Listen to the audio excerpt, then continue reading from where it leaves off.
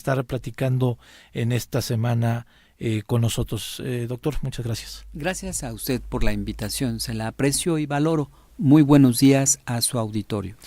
Doctor, estamos en momentos históricos, sí. Algunos pensamos que de retrocesos democráticos y de consolidación de instituciones, otros pues dicen que la mayoría que les otorgó el voto a Morena pues les ha dado esta libertad de poder modificar constitucionalmente muchas cosas, pero el debate y en específicamente lo que queremos hablar con usted es el tema de esta desaparición del INAI y después que en el mismo tema declaran o votan por la desaparición de los demás institutos estatales de transparencia. Esto ya se votó en el Senado, ya se votó en la Cámara de Diputados y ya se votó por algunos de los congresos que pues ya es ley.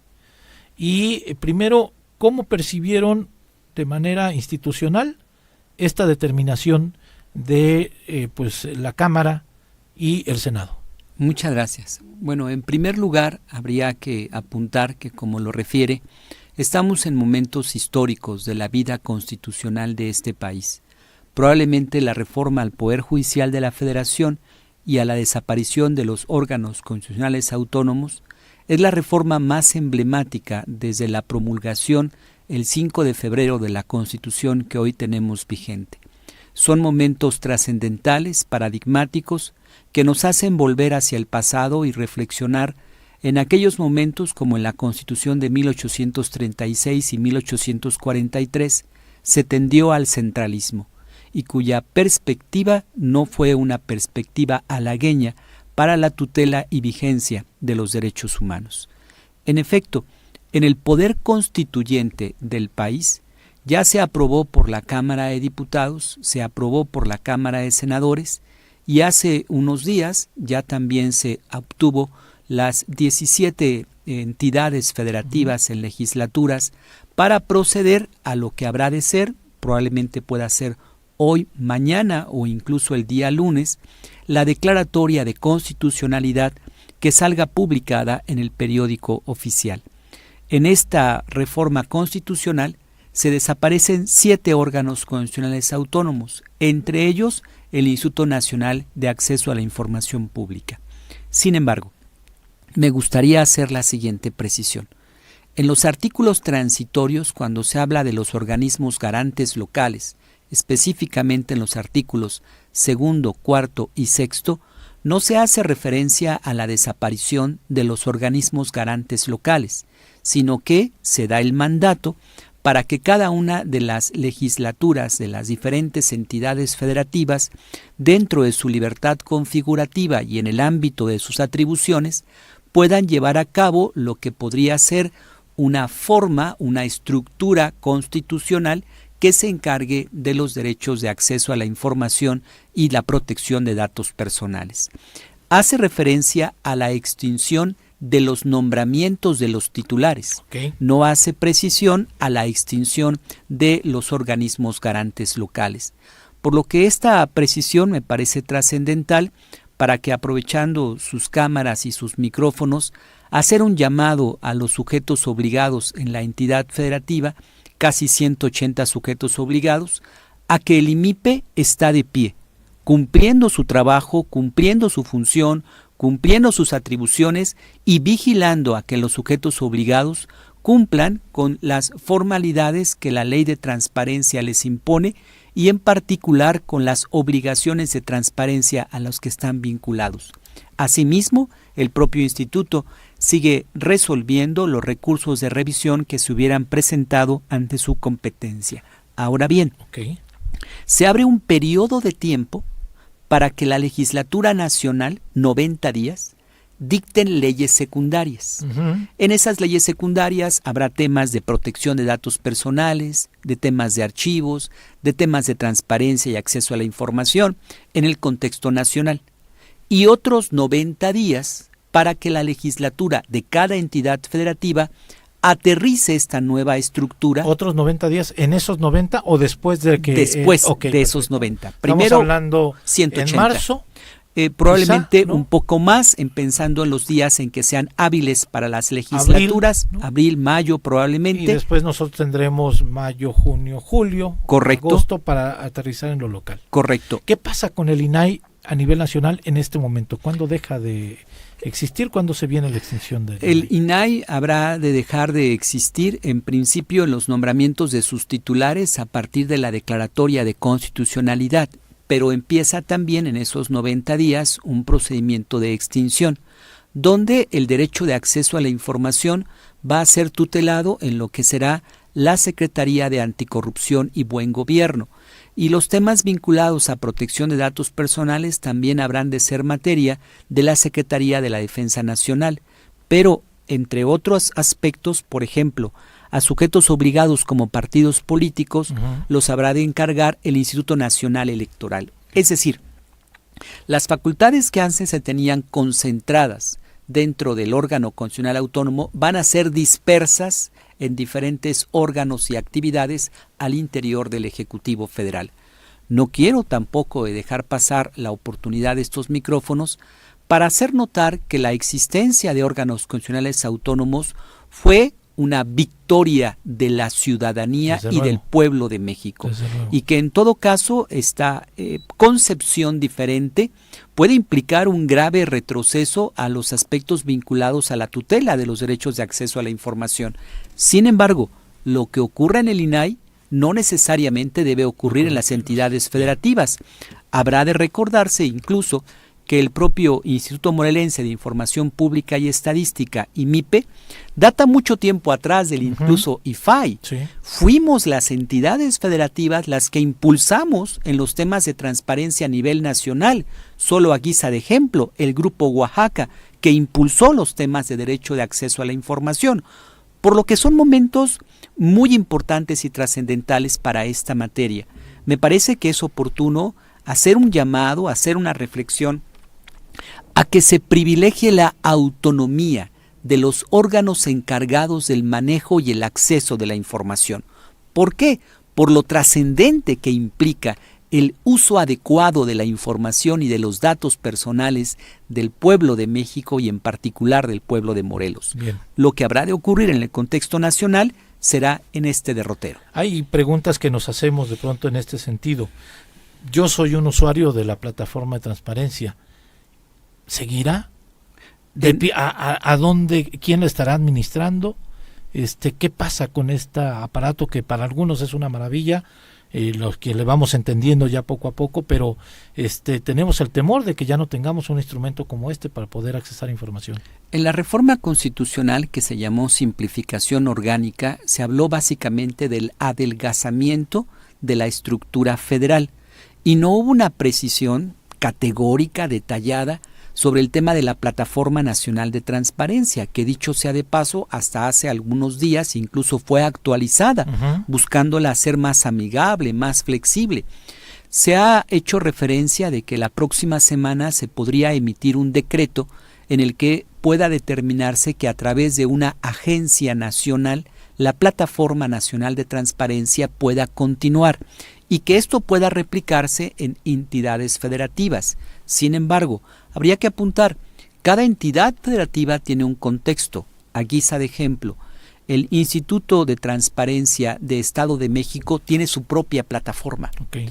Y entonces me parece que es importante que cada instituto local vayamos caminando en ese derrotero y en ese camino. Aquí utilizamos otra plataforma también, ¿no? Infomex. Infomex Fue una plataforma que se utilizó en términos de transparencia, pero que también se utilizaba a nivel federal. Cuando viene el cambio del IFAI al INAI y se vuelve una norma general, es que debutamos en la Plataforma Nacional de Transparencia. Pero es muy importante para el pueblo, para las personas que nos escuchan, decir que la Plataforma Nacional continuará, estará vigente y que los datos, porque es finalmente un repositorio muy importante, no solo a nivel nacional, sino incluso internacional, donde medios de comunicación, investigadores, profesores y ciudadanía en general encuentran muchas respuestas.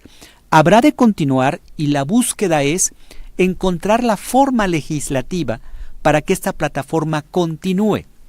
Se ha dicho que esta agencia puede convertirse en un órgano desconcentrado de la propia Secretaría de la Contraloría. Por eso creemos que están inventando tras inventando y no concretan muchas de estas reformas, incluyendo la del Poder Judicial, que todavía no tenemos claro cómo será el proceso electivo. Entonces, regresando al tema de nosotros, el IMIPE sigue fuerte, tiene vigencia, tiene la legalidad de poder trabajar con todo el respaldo que la ley le otorga y que las instituciones le reconocen aquí en Morelos. El IMIPE sigue vigente porque su norma está vigente y sigue funcionando. Y llamamos a los sujetos obligados a cumplir con sus obligaciones de transparencia. Y llamamos al pueblo de Morelos a defender sus instituciones mediante el uso del derecho de acceso a la información y protección de datos personales.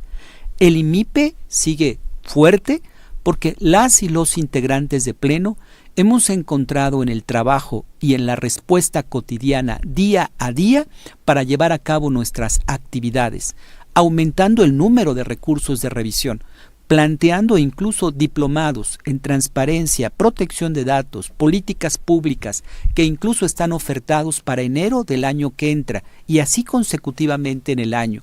El instituto sigue vigente, modificando tablas de aplicabilidad, el padrón de los sujetos obligados para iniciar pronto la siguiente verificación. Es decir, el pueblo de Morelos tiene un instituto hoy que garantiza el derecho de acceso a la información y protección de datos personales. Algo me pasó aquí, ya, perfecto, creo que era aquí. El IMIPE hoy, decía, sigue vigente, sigue de pie y tutelando el derecho de acceso a la información y protección de datos personales. Cierto, en la Orquesta Nacional y en la estructura nacional, seguramente habrá dentro de estos 180 días cambios estructurales y legislativos en el que hacemos la convocatoria al Congreso del Estado de Morelos a que pueda apostar porque este instituto siga de pie y cumpliendo al pueblo. No se trata de las personas, se trata de las instituciones. Y en el caso concreto, la gobernadora de este estado de Morelos ha dado muestras de su compromiso con la transparencia y rendición de cuentas. Y una muestra de ello es el informe a sus 50 días de trabajo en un ejercicio proactivo de transparencia y rendición de cuentas. Doctor, tenía entendido yo que de pronto, como estaban revisando el trabajo de transparencia de todas estas entidades que están obligadas, el trabajo del 2023, habían dado una prórroga para que toda la información del 2024 incluso no la subieran. Hay pocos ayuntamientos que están cumpliendo con subir esta información y hay muchos más que ahora sí que tomaron la palabra y no han estado subiendo esto. ¿Cómo atender ese rezago? Y ante este llamado que usted hace perfectamente, decir, el IMIPE sigue. Claro. ¿Cómo decirles a estos funcionarios que además a muchos ya se van? Uh-huh. ¿Cómo vamos a garantizar que esa información que ya no subieron la puedan subir y ustedes los puedan evaluar? Aprovecho mucho su pregunta porque es muy útil. En efecto, desde que asumí la presidencia del instituto el pasado 2 de abril, empujé de manera muy importante el tema de la coordinación de evaluación. Acabamos la primera etapa, concluimos la segunda etapa y fuimos a la tercera etapa. A finales de octubre concluimos la evaluación anual y hace unos días en el Museo de la Ciudad hicimos la entrega respecto de aquellas entidades que cumplieron e implícitamente el reconocimiento de aquellas que no cumplieron o se quedaron en estado de conclusión. Sin embargo, desde el 2017 el instituto tenía pendiente llevar a cabo la verificación sobre el tema de tablas de aplicabilidad. Uh-huh. ¿Qué significa? ¿Qué es lo que yo voy a revisar a cada uno de los sujetos obligados? Porque no se revisa de la misma manera a todos. No se revisa igual a un fideicomiso que a un partido político o a un Tribunal Superior de Justicia, por ejemplo, que a un órgano autónomo. Esas tablas de aplicabilidad se crearon, se trabajaron, se aprobaron en pleno y fue un momento de espera para que las denuncias de incumplimiento a las obligaciones de transparencia se pausaran respecto de resolución. Agregamos y aprobamos las tablas de aplicabilidad y seguimos de inmediato con las denuncias de incumplimiento a las obligaciones de transparencia. Es decir, en esta pausa fue una pausa para corregir algunos aspectos de la tabla de aplicabilidad y del padrón de los sujetos obligados para continuar. Tanto y más que en este ejercicio, en la coordinación de evaluación, buscamos hacer evaluaciones mucho más dinámicas. Es decir, habilitamos un aula con computadoras, mandamos traer en agenda a los titulares de la UT y ahí, párrafo por párrafo y fracción por fracción, fuimos a través de una agenda buscando y verificando el cumplimiento de las obligaciones de transparencia. No quiero decir que no tenemos un rezago heredado muy importante. No quiero dejar de reconocer que el instituto tiene frente a sí trabajo que ha tenido que desarrollar a cuesta arriba. Lo estamos haciendo. Pero es diferente en el sentido de decir que el instituto tenga un rezago al que tiene que dar respuesta pronto, por ejemplo, los tiempos en resolución del recurso de revisión, que lo reconozco, estamos trabajando fuerte en este tema, para el efecto de que el instituto como tal no cumpla con el tema del cumplimiento de las obligaciones. ¿Por qué? Porque independientemente de las tablas de aplicabilidad, tenemos el recurso de revisión, que es la transparencia reactiva. La transparencia reactiva siguió continuando e incluso se aumentaron el número de solicitudes y de recursos de revisión. Finalmente estamos terminando el año prácticamente con más de 1,800 recursos de revisión puestos de manera digital en la plataforma. El instituto es uno de los institutos que a nivel nacional más recursos de revisión recibe e incluso cataloga en temas de solicitudes de información.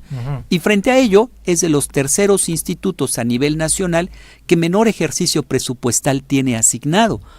Con esa tarea, con esa responsabilidad, con ese entusiasmo, las y los integrantes de Pleno hemos entrado al trabajo pendiente y hemos tratado con toda nuestra fuerza de abatir el rezago a favor del pueblo de Morelos. Bien, doctor, pues yo te pido que no sea la única vez que vengas acá. Muchas gracias, con gusto. El espacio está abierto, nos encanta hablar de transparencia, ejercemos ese derecho que podemos tener y pues desde luego el espacio para poder comunicar a la ciudadanía, a los propios funcionarios, sí, me parece que es de bastante utilidad. Muchas gracias, claro que sí, cuento con ello. Muchas gracias. El doctor Ertino Avilés, comisionado presidente del IMIPE, estuvo platicando en esta primera saque de información desde la institucionalidad. Ya hablamos con Roberto Salinas de Morelos Rinde Cuentas desde su perspectiva, desde la sociedad civil, qué es lo que se pierde o cómo tenemos, qué resultados vamos a tener o qué incertidumbres ahora tenemos como ciudadanos a partir de la extinción del INAI.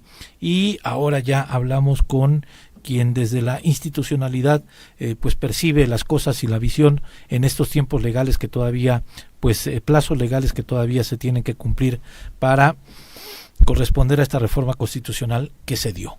Nosotros ya nos vamos, nos comimos el tiempo, pero con un tema muy importante. Son las 12:56. Les agradezco muchísimo que nos hayan acompañado. Mañana estamos aquí en punto de las 12 de